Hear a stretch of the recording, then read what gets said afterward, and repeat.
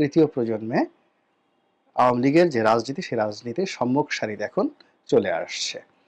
এবং এরা যদি নেতৃত্বের আসনে দাঁড়ায়, 50 জন নেতৃত্বের আসনে দাঁড়ায়, আন্তর্জাতিক অঙ্গনে দেশে দেশের বাইরে তাদের সামনে ইংরেজিতে বাংলাতে কথা বলার লোক বাংলাদেশে নেই। তারা যদি কলম ধরে, তাদের সামনে কলম ধরার লোকও নেই।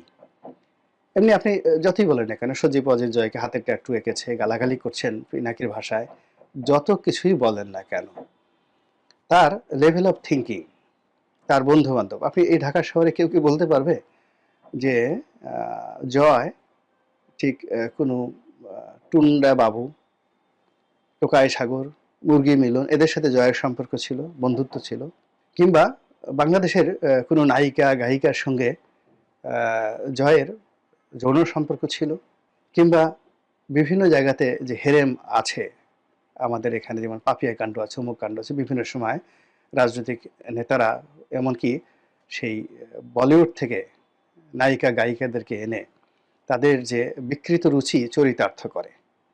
জয় সম্পর্কে এই ধরনের কথা কেউ বলতে পারবেন যে আমার এই সর্বনাশটা মুখে করেছে?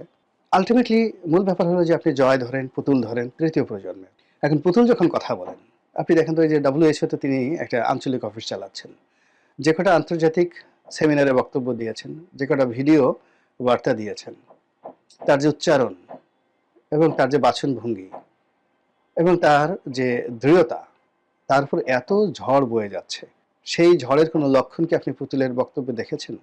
জয়ের ক্ষেত্রে প্রযোজ্য।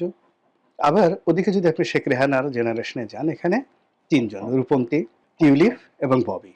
তাদের যে মেধা, যোগ্যতা, লেখাপড়া সব মিলিয়ে এমন একটা পর্যায়ে তারা তৃতীয় প্রজন্মটাকে দাঁড় করিয়েছে। ওই প্রজন্মে আপনি এখন জাতীয় পার্টি, জামাত, বিএনপি, এনসিপি, অন্যান্য যারা রাজনৈতিক দল রয়েছে, আপনি একবার একটু কল্পনা করেন তো, যুদ্ধটা আগামীর যে রাজনৈতিক যে যুদ্ধ প্রতিযোগিতা, এই প্রতিযোগিতায় কারা এগিয়ে আছে?